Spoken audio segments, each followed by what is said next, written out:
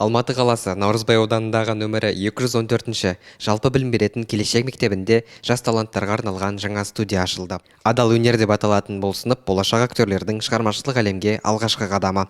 Салтанатты жиынға еліміздің мәдениет және өнер саласының майталмандары жиналды.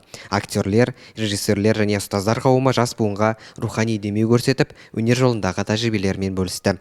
Әрине, жиі болып тұрған жақсы ғой.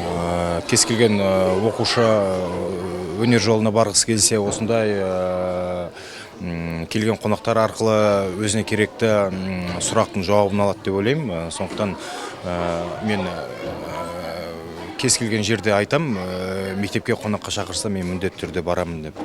Өйткені біздің кезімізде бұндай мүмкіндіктер біздің кезімізде болған жоқ.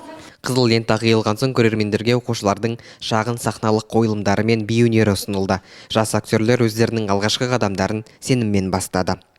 Өте бір керемет іс-шара болды деп ойлаймын. Өйткені қазір жас ұрпаққа өнеге үлгі беру барысында өзіміздің жаңадан шығып жатқан, әсіресе танымал актерларымызды шақырып, осындай бір кеш ұйымдастырдық және өзіміздің мектебіміздің актерлық сыныбын ашып жатырмыз.